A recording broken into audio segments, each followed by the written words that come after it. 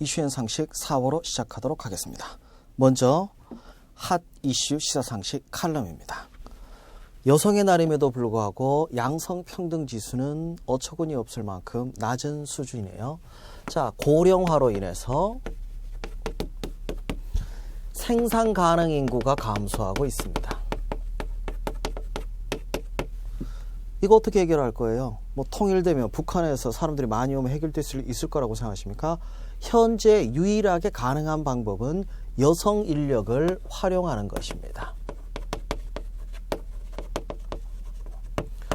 자, 이 여성 인력 활용이 유일한 대안이라고 하면 그만큼 대우를 해줘야 됨에도 불구하고 실제 여성들이 차별을 받고 있다는 게 문제가 되죠. 남성의 것을 뺏어서 여성에게 돌려주자는 얘기가 아닙니다. 양성평등에 대해서 착각을 하는 사람들이 남성은 가해자고 여성은 피해자다. 여기에서 벗어나야죠. 단지 여성에 대한 대우를 남성과 동등하게 한다는데 가치가 있겠죠. 자, 세계 유명인들이 모여서 이런 여성의 인권 신장을 촉구하고 있다는 얘기는 전 세계적으로 이건 우리만의 문제는 아니란 얘기예요. 우리나라뿐만 아니라 다른 모든 국가들이 문제가 됩니다. 자, 거기에 대해서 어떤 식으로 해결해 가야 되냐? 그냥 해결할 수 있는 건 아닙니다. 일단 사회적 인식을 바꾸는 게 먼저라고 봐야겠죠. 그러기 위해서 정부의 정책, 인식이 바뀌는 건 사람들의 생각이 바뀌는 것을 뜻하고 정부의 정책은 그 생각을 반영했을 때 효과가 있을 수 있겠죠. 그런 내용들이었습니다. 내용이어서 알파고가 이세돌 구단을 꺾었던 것 때문에 한참 이슈가 됐었죠. 그러면서 좀 불안하게 생각하는 사람들도 있고 긍정적으로 생각하는 사람들도 있고, 한 가지 확실한 건 AI가 인간의 삶에 더 큰 영향을 끼치게 될 것은 확실합니다. 그로 인해서 인간이 더 행복해지는 유토피아가 올 건지 아니면 암울한 미래인 디스토피아가 올 건지, 왜 그 터미네이터 시리즈에 보면 인간이 로봇의 지배를 받는 그런 얘기들이 나오고 있죠. 로봇 입장에서 봤을 때 인간은 지구상에 불필요한 존재이기 때문에 제거하려고 합니다. 그런 일이 있지 말라는 법도 없잖아요. 자, 그 내용을 좀 정리해 보도록 합시다. 확실한 건 AI가 큰 영향을 끼칠 거라는 얘기입니다. 개요에 나와 있는 인공지능에 대한 얘기 좀 보도록 할게요. 인공지능이 지금까지 여러 차례 언급이 됐었는데 좀 헷갈리는 게,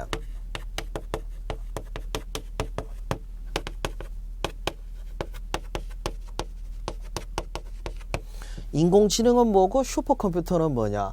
슈퍼컴퓨터는 하드웨어의 개념으로 얘기를 한 겁니다. 인공지능은 일종의 소프트웨어의 개념이라고 보시면 돼요. 하지만 분리되어 있는 얘기는 아니에요. 같은 개념에 가깝다고 보시면 됩니다. 그 전까지는 컴퓨터 자체에 포커스를 맞췄다면 이제는 이게 어떻게 작동되는지 하드웨어뿐만 아니라 소프트웨어까지 포괄적으로 다루고 있는 개념이 인공지능이라고 보시면 되죠. 이세돌 구단을 이겼다는 게 왜 그렇게 신기한 거냐? 바둑이라고 하는 종목 자체가 가지고 있는 특징 때문이죠. 무한대에 가까운 경우의 수가 나오다 보니까 다른 경기의 경우에는 컴퓨터, 즉 인공지능이 인간을 이미 뛰어넘었습니다. 체스라든지 이런 게임의 경우에는. 그런데 유일하게 뛰어넘지 못했던 게 바둑이었죠. 그래서 대국이 있기 전까지만 하더라도 이세돌 구단이 유리하다라고 예상을 했었는데 막상 뚜껑 열어보니까 그게 그런 게 아닙니다. 이세돌 구단이 한 번 이겼음에도 불구하고 이건 인류의 승리라는 그런 평을 하는 경우도 있죠. 왜 그렇게 된 걸까요? 바로 딥러닝의 개념을 이해하셔야죠. 인공지능은 프로그래밍 된 그대로 유지되는 게 아니라 딥러닝을 통해서 계속 배우고 발전을 합니다.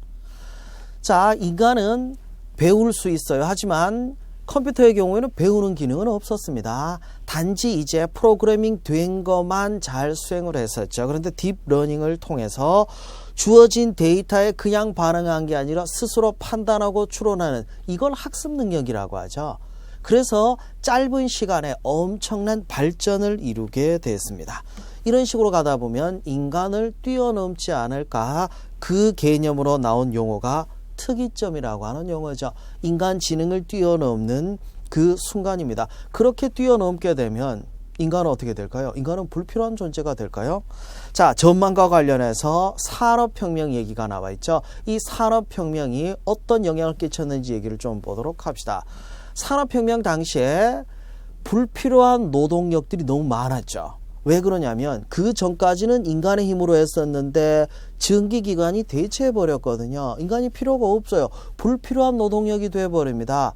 그러다 보니까 인건비는 낮아지고 열심히 일을 함에도 불구하고 기본적인 생계를 유지 못할 만큼 인간의 삶이 너무 피곤해지고 힘들었던 상황이 발생됩니다. 그러다 보니까 이 산업혁명은 다른 영향을 끼치게 되죠. 첫 번째,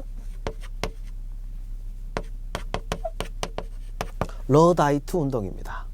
공장에 기계가 들어왔기 때문에 이런 문제가 발생됐다. 그래서 일자리를 뺏긴 노동자들은 공장의 기계를 파괴해버리게 됩니다. 이게 러다이트 운동이에요. 그리고 자본주의 자체가 가지고 있는 구조적인 모순에 대한 비판으로 뭐가 등장하게 됩니까? 사회주의가 등장하게 돼 있죠. 자, 그때도 그런 경험이 있었겠지만 인간은 기계가 대체됐다면 인간만의 영역을 찾아야겠죠. 이번에도 비슷한 얘기들이 있습니다.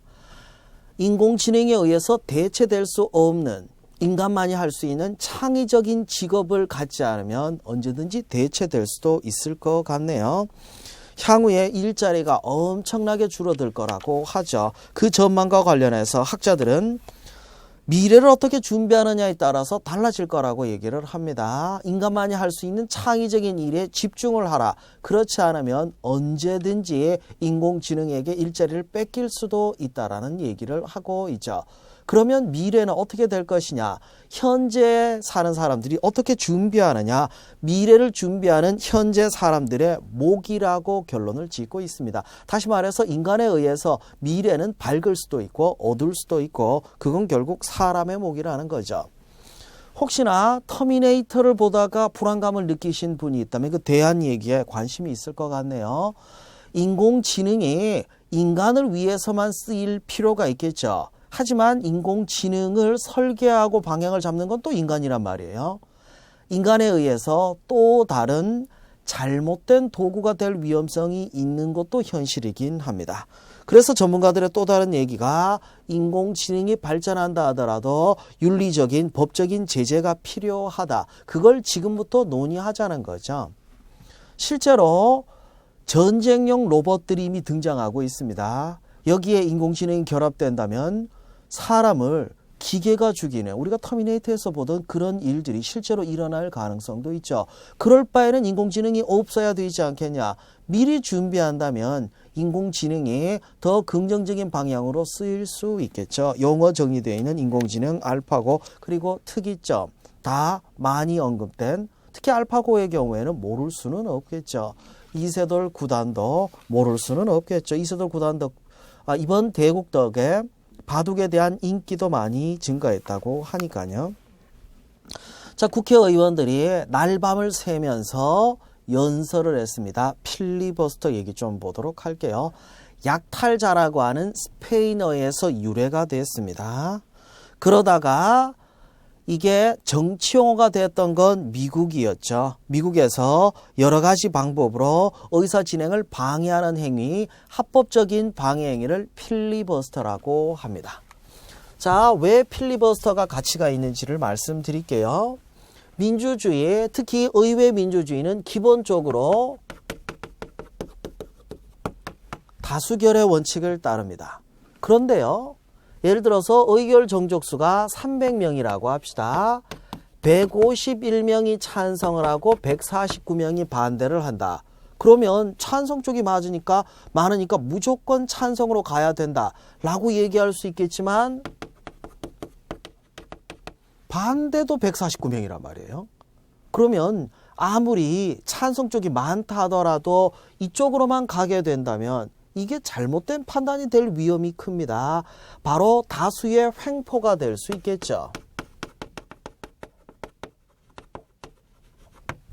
다수의 횡포는 민주주의가 경계해야 될 전체주의가 될 우려가 있다는 거예요. 반대는 무조건 잘못된 것이라고 하는 전체주의로 왜곡될 우려가 있다 보니까 이 다수결의 보완 장치로 제시된 게 뭡니까?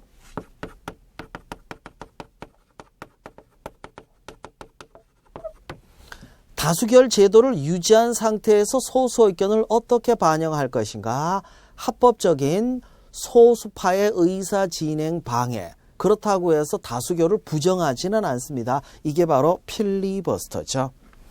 여러 가지 방법들이 있는데 가장 대표적인 게 장기간 연설입니다. 최근에 야당이 필리버스터를 진행했던 건 대테러 방지법 때문이었죠. 이게 인권 유린에 우려가 있다고 해서 반대했습니다. 이번에 필리버스터가 크게 이슈가 될 수 있었고 시행할 수 있었던 이유, 합법적인 의사진행 방해라고 했어요. 합법적인 의사진행 방해인 필리버스터가 제도화되어 있지 않을 때 있었던 일 기억하십니까?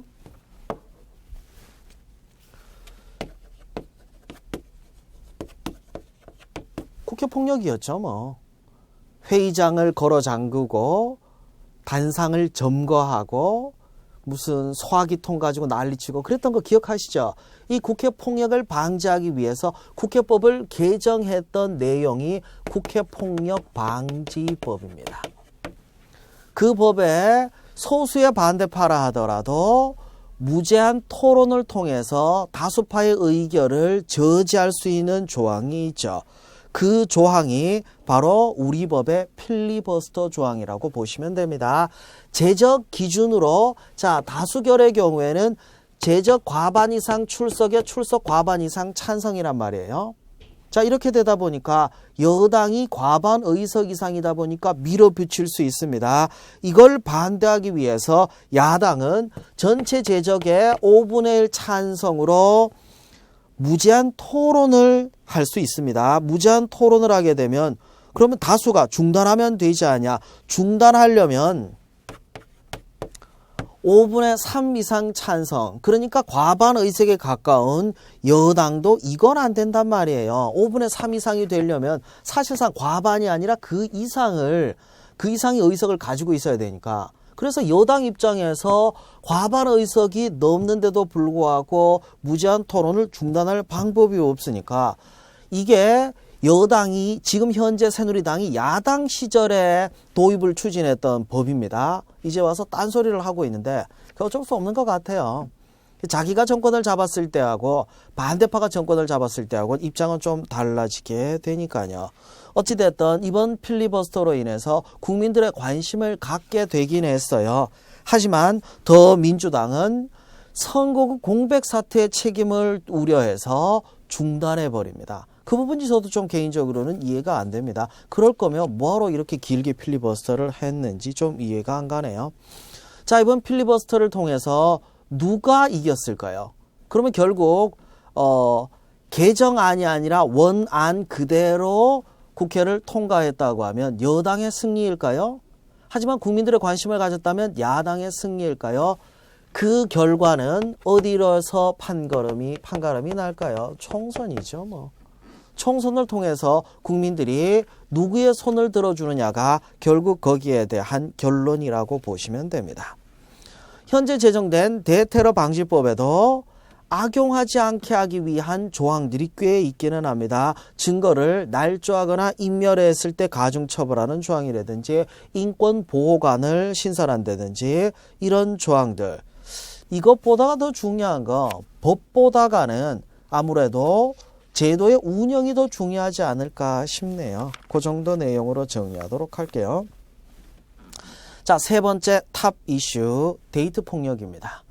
우리나라보다간 해외에서 미국 같은 서구 국가에서 훨씬 더 이슈가 되고 있는 거 거기에서는 굉장히 표면화되고 있습니다. 그런데 우리는 표면화되지 않는 경우들이 꽤 많죠. 왜 그러냐면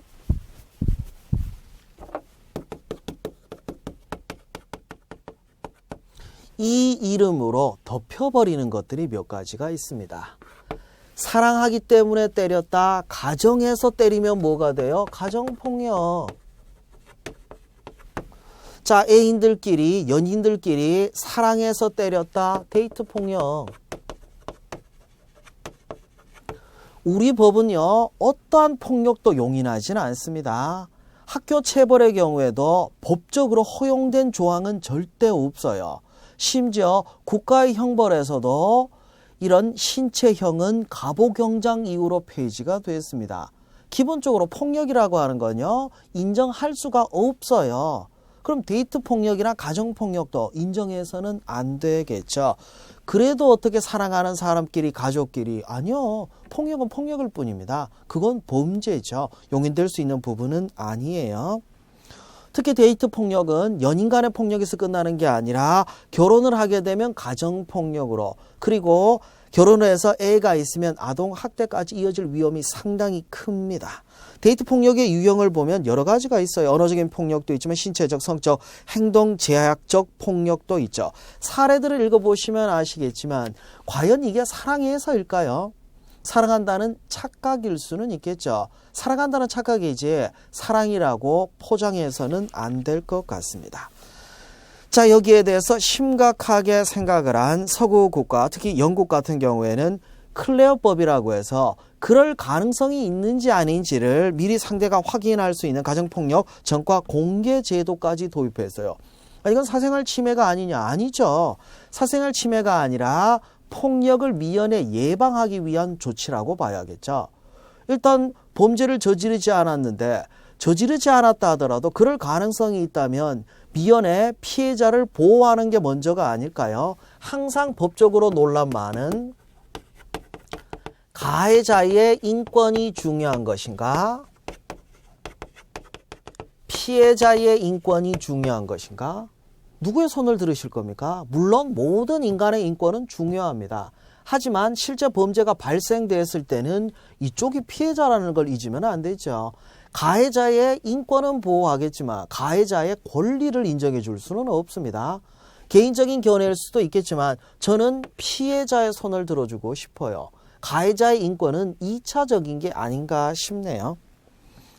클레어법도 결국 피해자를 보호하기 위해서 도입된 거지 가해자를 제재하기 위한 건 아니에요. 우리나라도 아직 법적인 부분은 아니지만 경찰이 데이트 폭력을 차단하기 위해서 개입을 한다고 합니다. 하지만 명확한 법적 근거가 있는 게 더 중요하지 않을까 싶네요. 자, 내용 이어가서 말 많은 선거구 획정안이 드디어 국회 본회의를 통과했습니다. 현행 선거구 제도에 대해서 헌법 불합치 결정, 헌법 불합치 결정은 현재의 법률이 헌법에 위배된다. 그래서 개정할 수 있는 시간을 준다. 이게 헌법 불합치예요. 그래서 헌재에서 제시한 기간까지 법률을 개정하지 않으면 해당 법률은 효력이 상실됩니다. 효력이 상실되면서 우리는 선거구가 없는 공백 상태가 되어버렸죠. 이것 때문에 국회가 욕을 많이 먹기도 했죠. 그러면서 결국 여야 정치인들끼리 자기 유리한 쪽으로 선거구 제도를 바꾸게 아닌가라는 비판도 있습니다. 바로 게리 맨더링이죠. 미국 매사추세츠주 주지사 게리라고 하는 인물이 자기 소속 정당인 공화당의 지지자들이 많은 지역만 골라서 선거구를 만들어 놨더니 마치 그 모양이 신화 속에 나오는 불도마뱀 셀리맨더를 닮았다고 해서 나온 표현이 게리맨더링이에요. 선거구 획책 행위를 얘기하죠. 선거구를 이렇게 만들어버리면 결국에 국민들의 선거권을 침해하는 결과가 나올 수도 있습니다. 그래서 이걸 방지하기 위해서 선거구 법정주의, 선거구는 법으로 정한다. 법은 어디에서? 국회에서 제정한다. 하지만 국회의원들이 결국엔 자기들의 유리한 쪽으로 선택을 했다는 비판을 받고 있으니 좀 어이가 없네요. 게리맨더링을 방지하기 위해서 도입한 선거구 법정주의가 결국 국회에 의한 게리맨더링으로 이어진 게 아닌가라는 비판이 있습니다. 지역구 의석이 246석에 비례대표가 54석이었는데 일단 어떤 게 더 의미가 있는지 그 얘기를 먼저 볼게요. 지역별로 뽑는 비례대표는 정당별로 국민의 지지율에 따라서 의석을 배분하는 제도를 얘기해요. 대부분의 학자들은 비례대표제가 훨씬 더 국민들의 의견을 잘 반영한다고 긍정적으로 봅니다. 그러면 비례대표 의석을 늘리고 지역구 의석을 줄이는 게 정상적인 거겠죠. 그런데 어떻게 됐습니까? 246석에서 253석으로 이쪽이 늘었어요. 반면 47석으로 54석에서 47석으로 비례대표가 줄어버렸습니다.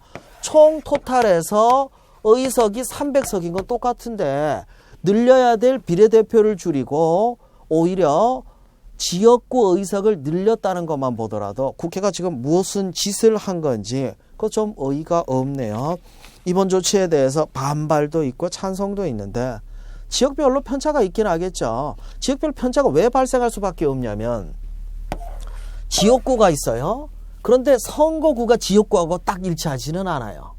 만일에 지자체가 이렇게 나눠져 있는데 선거구가 이렇게 돼버리면 이것도 좀 애매해지거든요. 이것 때문에 이해관계가 굉장히 복잡해집니다. 근데 꼭 유념하셔야 되는 게 선거구 제도는요. 지역별로 나누어서 국회의원들을 뽑는 것 뿐이에요. 지역구 의원이 그 지역을 대표하는 건 아닙니다. 그 지역을 대표하는 건 누구예요? 지자체장입니다. 착각하시면 안 됩니다. 내용 이어가도록 할게요. 자, 사드 배치에 대한 논의 좀 보도록 합시다. 사드 배치는 우리나라와 미국만 생각할 수 있는 문제는 절대 아니죠. 우리가 있고 미국이 있고 그리고 중국이 있습니다. 의외로 북한은 크게 반영할 의미가 없죠. 자, 결국 미국은 북핵을 제재하기 위해서 이런 측면에선 미국과 우리의 입장은 같습니다. 거기에 대해서 북핵을 제재하자는 거에 대해서는 중국도 반대는 안 해요. 하지만 사드가 배치됨으로 인해서 중국의 압박이 가해지다 보니까 중국은 거기에 대해서 또 반대하고 있습니다. 이렇게 대립된 관계, 우린 또 중국하고 사이가 나쁠 이유도 없죠. 우리 최대 교육국가가 중국이니까요. 그럼 복잡한 이해관계에서 한미공동 실무단이 출범했다고 하네요. 이 문제가 향후 중국과의 관계에 어떤 악영향을 끼칠지 모르겠습니다. 어찌됐든 잘 해야죠. 뭐 쉽게 결정할 수 있는 부분은 아닌 것 같네요. 내용 이어가도록 하겠습니다. 자, 대통령이 역점 법안을 국회가 통과해 주지 않는다고 해서 국회에 대해서 비판을 하고 있죠. 대통령제가 가지고 있는 제도, 이런 구조를 통해서 과연 이게 맞는 얘기인지 아닌지를 좀 정리해 보도록 할게요. 행정부가 있고 입법부가 있고 사법부가 있다고 합시다. 삼권 분립이라고 하는 개념은 이렇게 삼부가 서로 견제하기 위한 장치를 얘기합니다. 그래서 서로 권력이 견제하면서 국민들의 주권이 보호받을 수 있게 하기 위한 게 삼권 분립을 만든 이유라고 보시면 되죠. 자, 대통령은 행정부의 수반이기도 하면서 또 국가원수이기도 하죠. 국가원수는 삼부의 위에 존재한다는 개념은 아니에요. 국가원수는 국가를 위해서 헌법을 수호하고 삼부를 조정할 수는 있는데 이원화되어 있는 제도다 보니까 자칫 잘못하면 삼권 분립의 원칙을 깰 위험도 있죠.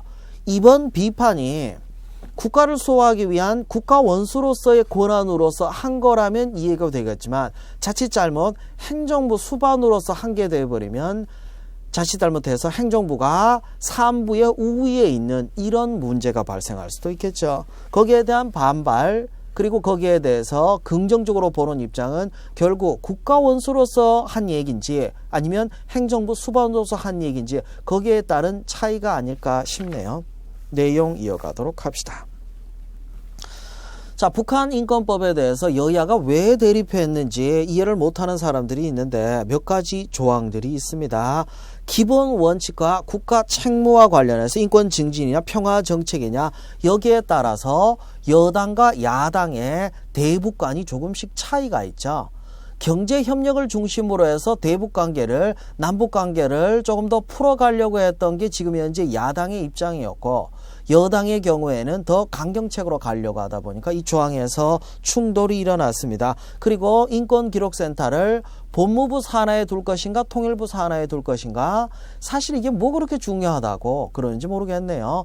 더 중요한 건 북한 주민들의 인권을 어떻게든 보호할 수 있는 제도, 이 제도를 보완하는 게 먼저였을 텐데 11년 만에 결국엔 본회의 통과를 했습니다. 북한의 핵 위협이 더해질수록 한미 간의 군사 동맹은 더 공고해지는 것 같습니다. 한미연합 군사 연습이 더 강화되고 있네요. 역대 최대 전략이라고 합니다. 자, 내용 중에 나와 있는 한미연합 군사 연습은 크게 세 가지로 구분될 수 있습니다. 키 리졸브는 워게임이에요. 실제 전쟁을 하는 게 아니라 지휘소 연습을 합니다. 독수리 훈련은 야외 실기동 훈련을 얘기하죠. 여기에 강력한 미국의 전력들이 투입됩니다. 쌍용 훈련은 상륙작전이에요. 북한에 상륙할 것을 미리 대비하기 위한 그런 훈련이라고 보시면 됩니다. 자, 내용 이어서 가도록 할게요. 국회가 한 게 별로 없는 것 같습니다. 그래서 그런지 몰라도 후원금이 19대 최저를 기록했다고 하네요. 선관위에서 공개한 2015년의 후원금 규모가 별로 증가하진 않았네요. 그만큼 국회가 하는 일이 줄어서 그렇지 않을까 싶기도 합니다. 자, 중앙선관위는 선거와 관련된 여러 가지 업무들을 담당하고 있죠. 선거 관리에서부터 정당 사무까지 다 하고 있는데 딱 하나 안 하는 거 있습니다.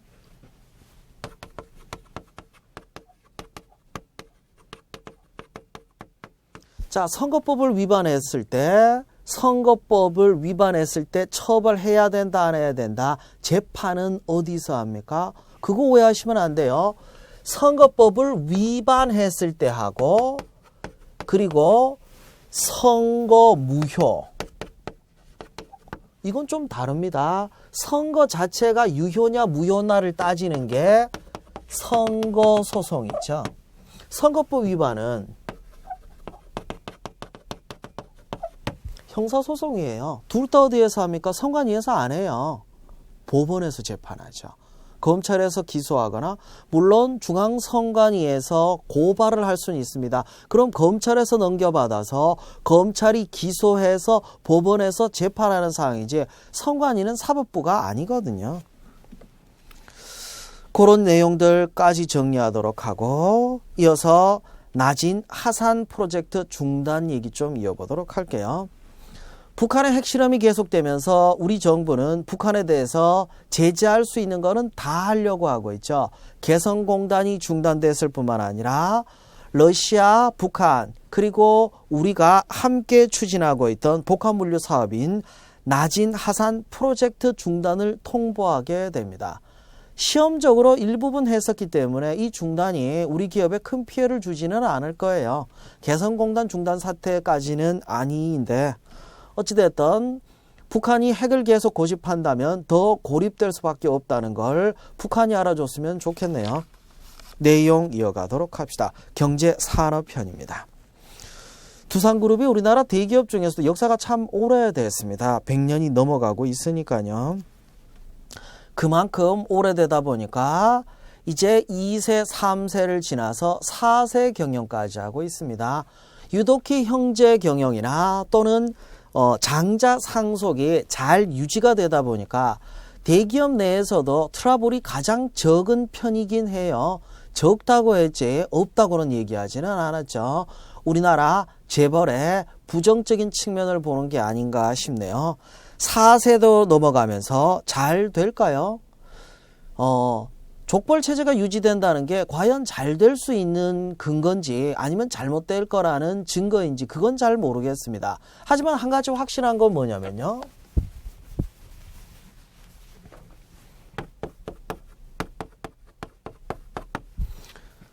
재산은 상속될 수 있어도 능력이 상속되는 건 아니에요.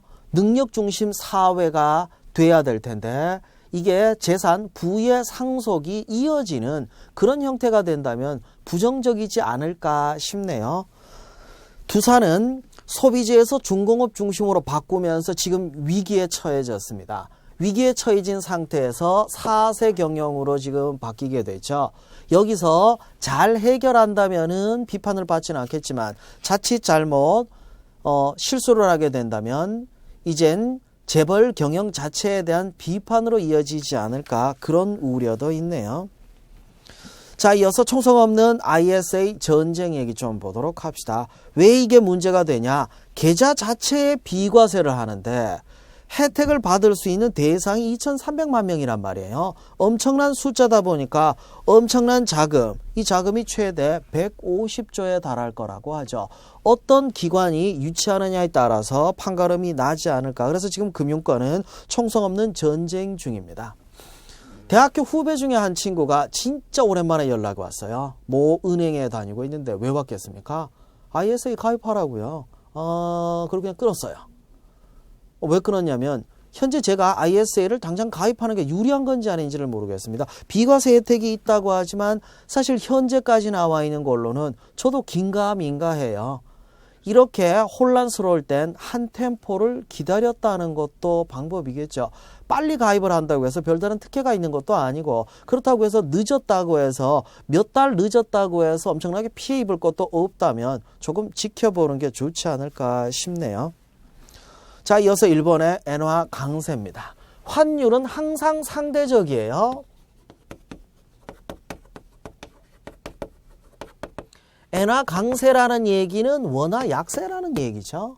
원화가 약세이기 때문에 엔화가 강세일 수도 있고 유로화가 약세이기 때문에 엔화가 강세일 수도 있습니다. 아무래도 안전자산으로 분류되다 보니까 엔화 쪽에 투자가 몰리게 되면서 그로 인해서 엔화의 가치는 올라가면 원화의 가치는 떨어지는 상대적인 관계이겠죠. 자, 아무래도 원화의 가치가 떨어지게 되면 다시 말해서 엔화 강세로 가게 되면 일본과 경쟁을 하고 있는 우리 입장에선 수출에는 유리할 수는 있겠죠. 상당 기간 동안 지속되지 않을까 싶긴 하네요. 그런 측면에서 좀 긍정적입니다. 내용 이어가도록 할게요. 자, 이마트는 대형 마트가 확실해요. 쿠팡은 뭐 하는 데일까요? 소셜 커머스라고 합니다. 그런데 쿠팡 스스로는 IT 회사라는 얘기를 많이 해요. 그 얘기는 뭡니까? 단순히 물류 유통에 한정짓지는 않을 거라는 거죠. 하지만 지금 현재는 더 빠르게, 더 싸게 전쟁을 벌이고 있습니다. 과거의 전쟁은 같은 업종끼리였죠. 그러니까 대형 마트끼리 롯데마트하고 이마트가 서로 출혈 경쟁을 한다. 이건 이해가 됐는데 소셜 커머스 온라인을 기반으로 한 쿠팡하고 오프라인 기반의 대형 마트인 이마트가 경쟁을 하고 있다는 게 이것도 좀 특이한 사항이라고 보시면 되죠. 그만큼 온라인과 오프라인 유통 채널의 경계가 없어졌기 때문이죠. 옴니 채널의 시대가 되어버렸으니까요. 서비스 마케팅에 있어서도 오투어 마케팅이 활성화되고 있습니다. 이제 경계 없어요. 경계를 짓는 것도 의미가 없죠. 이마트가 그렇다고 해서 오프라인 매장만 유지하고 있습니까? 그렇지도 않죠. 온라인까지 공략하려고 하고 있습니다. 쿠팡 입장에서 그냥 있다가 당할 수는 없는 노릇이 아닐까 싶네요. 이렇게 경쟁이 치열하면 어떻게 하냐? 뭘 어떻게 해요? 소비자 입장에서 또 좋은 거지. 우리 입장에서는 업체끼리 경쟁해서 가격을 낮추는 게 훨씬 더 유리할 수밖에 없습니다. 자, 그 내용까지 보도록 하시고 가계 부채 얘기 좀 보도록 할게요. 저금리에 부동산 경기는 회복됐습니다. 이게 경기가 좋아서 부동산이 회복된 게 아니라 경기가 지금 워낙 나쁘다 보니까 부동산 규제를 완화하는 쪽으로 경기 완화를 위한 조치를 취하다 보니까 그쪽으로만 돈이 몰리게 됩니다. 거기에 전세 가격 상승까지 해서 이 가계 부채가 우리 경제에 폭탄이 되지 않을까 하는 우려가 있네요. 줄기는커녕 계속해서 늘었다는 게 더 큰 문제가 아닌가 싶네요. 그런 내용들까지 정리해 봤습니다.